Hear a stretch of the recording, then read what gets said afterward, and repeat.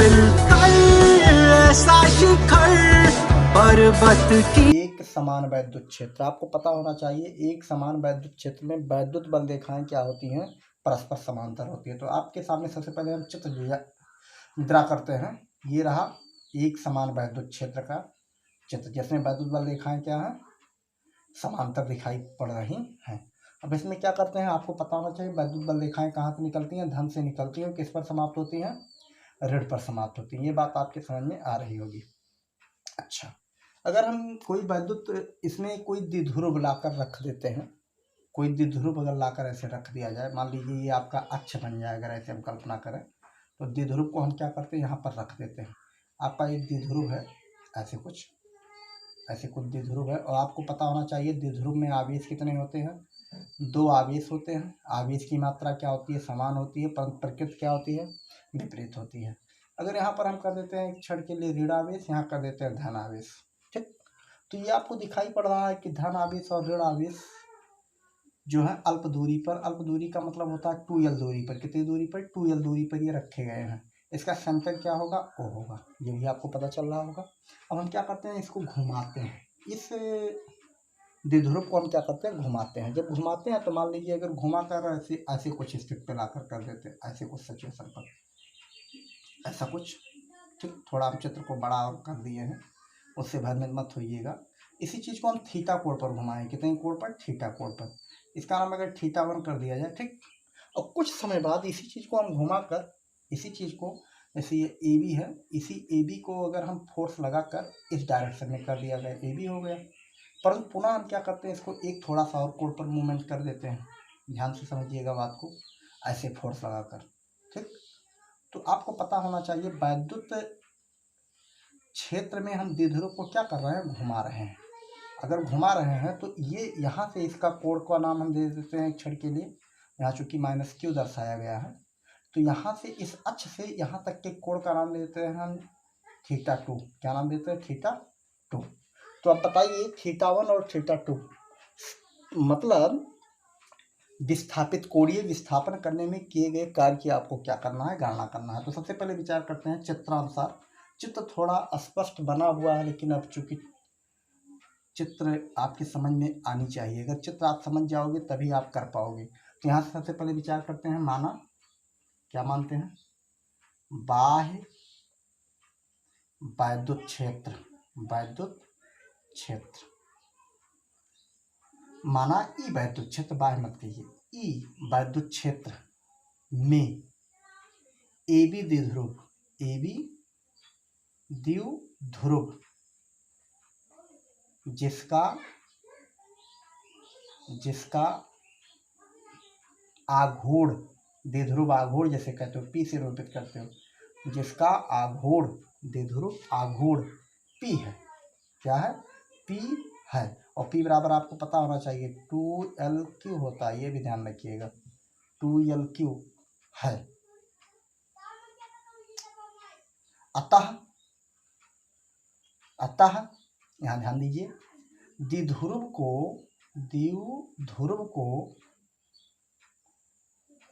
को थीटा कोण घुमाने में, डी थीटा कोण, डी थीटा मतलब सूक्ष्म कोण, घुमाने पर किया गया कार्य, घुमाने पर किया गया कार्य। तो आइए निकालते हैं, इसके घुमाने पर किया गया कार्य क्या होगा। सूक्ष्म कोण हम घुमा रहे हैं, तो आपको पता होना चाहिए W बराबर होता है, अगर हम सामान्य सूत्र आप समझने का प्रयास करें, W बराबर होता है F × D। ध्यान आया। परंतु यहाँ घुमाव उत्पन्न हो रहा है, तो इसके संदर्भ में हम W बराबर कहेंगे, यहाँ पर बल रेखीय बल न करके इसको कहेंगे बल आघूर्ण, टाउ से रिप्रेजेंट करेंगे, और विस्थापन को किससे रिप्रेजेंट करेंगे, थीटा से। सेम प्रक्रिया है, ये आपका रेखीय फॉर्म की बात कर रहे हैं, घुमाव वाले फॉर्म की बात करते हैं। जब घुमाव वाले बात करेंगे तो यहाँ पर क्या लगेगा, बल आघूर्ण लगेगा, और अगर रेखीय फॉर्म की बात करेंगे तो यहाँ F लगेगा, और घुमाव की बात करते हैं तो विस्थापन क्या हो रहा है, थीटा हो रहा है, तो यहाँ थीटा निरूपित किया गया। चूंकि सूक्ष्म की बात कर रहे हो आप, सूक्ष्म कार्य की बात कर रहे हो, तो यहाँ से हम लिख देते हैं D, डिफरेंशिएशन फॉर्म में D थीटा लिख दिया जाएगा। बट इस प्रकार से लिख सकते हैं, बट W = F × D, बल गुणे विस्थापन। चूंकि यहाँ पर घुमाव की बात कर रहे हैं, तो यहाँ पर किया गया कार्य बराबर होगा बल आघूर्ण बल आघूर्ण जिसे कहेंगे tau into D theta. D theta का मतलब होगा घुमाव। परंतु हम सभी लोग जानते हैं, ये आपको पता होगा, टाउ बराबर हम सभी लोग निकाले थे पी ई साइन थीटा। पहले ही लेसन में हमने इसको बताया है, पी ई साइन थीटा। यहाँ से हम क्या करते हैं, इस वैल्यू को प्लेस कर देते हैं, तो डी डब्ल्यू बराबर हो जाएगा आपका P E sine theta into D theta. यहाँ से डिफरेंसेस को क्या करते हैं, हम गायब करते हैं। अगर इसको हम गायब करेंगे तो इधर क्या लग जाएगा, इंटीग्रेशन लग जाएगा। डिफरेंशिएशन का उल्टा क्या होता है, इंटीग्रेशन। तो डब्ल्यू बराबर हो जाएगा P E integration sine theta D theta हो जाएगा। ठीक, यहाँ से देखिए हम सबसे पहले कितना कोण घुमाए थे, थीटा कोण, तो इसका नाम दिया गया है थीटा 1। और अंतिम कोण कितना घुमाया गया, थीटा 2। इसका मतलब थीटा 1 से थीटा 2 घुमाने में किया गया कार्य भी ये बताएगा। यहाँ से आपको पता होना चाहिए इंटीग्रेशन साइन थीटा का वैल्यू होता है आपका, इंटीग्रेशन साइन थीटा बराबर होता है आपका, साइन थीटा का जो वैल्यू होता है आपका होता है माइनस कॉस थीटा। रख देते हैं, तो यहाँ से रख दीजिए, तो डब्ल्यू बराबर हो जाएगा पी ई साइन का हो जाएगा माइनस कॉस थीटा। और आपके लिमिट जो है बड़े कोष्टक के ऊपर यहाँ पर आपके क्या हो जाएंगे, प्लेस हो जाएंगे। यहाँ थीटा 2 आएगा, यहाँ आपका आएगा थीटा 1। अच्छा, इसको क्या करते हैं और हम सिंप्लीफाई कर लेते हैं। अच्छा, यहाँ से हम कह सकते हैं डब्ल्यू बराबर कह सकते हैं P E minus cos theta 2। चूँकि माइनस चिन्ह पहले से लगा हुआ है तो यहाँ माइनस आता है आपका, ऐसा कुछ, माइनस कास थीटा 1। लिमिट को हटाने का प्रविधि आपको हम बताए थे। ये जो आपके अपर और लोअर वैल्यू दिए गए हैं, एक बार ये वैल्यू इसके ऊपर प्लेस होगा, फिर माइनस चिन्ह आएगा, फिर ये वैल्यू इसके ऊपर प्लेस होगा। इस तरह से इसको अगर आप सिंप्लीफाई करें तो किया गया कार्य के लिए आपके सामने फार्मूला आ गया, पी ई इक्वल हो गया कॉस थीटा 1, ये पॉजिटिव हो जाएगा, यहाँ माइनस चूँकि लगा हुआ है, तो cos theta 1 minus cos theta 2। यहाँ बात नहीं समझ पाए होंगे कैसे हुआ, इसको और हम सिंप्लीफाई कर दें, ये हो जाएगा पी ई, और इसको अगर आप करना चाहें तो ये हो जाएगा कॉस थीटा 2, माइनस माइनस का गुणा आपका प्लस हो जाएगा, ये हो जाएगा कॉस थीटा 1। और इसको क्या करते हैं, जो आपका पॉजिटिव वैल्यू इसको आगे कर देते हैं। पॉजिटिव वैल्यू आपका क्या दिया गया है, पॉजिटिव वैल्यू आपका दिया गया है cos theta 1 minus cos theta 2। इस प्रकार से किसी द्विध्रुव को किसी विद्युत क्षेत्र में घुमाने पर किया गया कार्य के लिए फार्मूला आ गया, डब्ल्यू इक्वल हो गया P E cos theta 1 minus cos theta 2।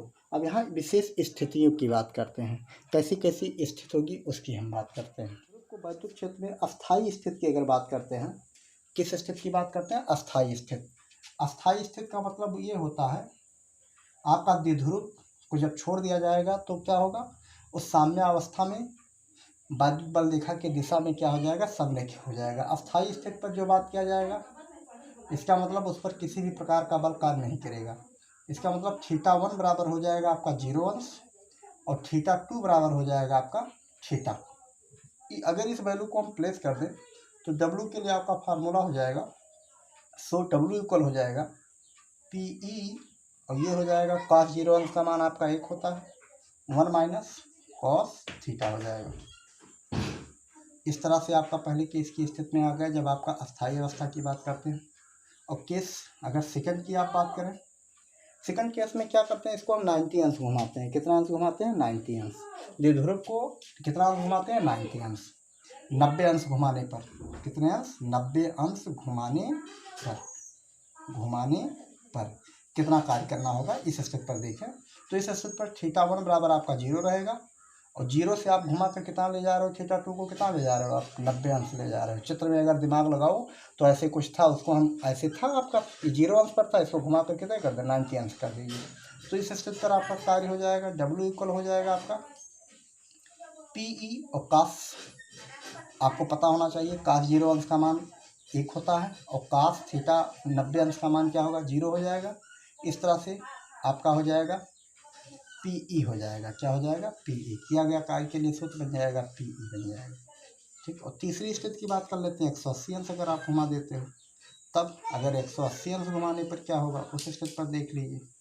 घुमाने पर 180 अंश अगर 180 अंश अगर आप घुमाते हो तो डब्लू बराबर हो जाएगा पीई।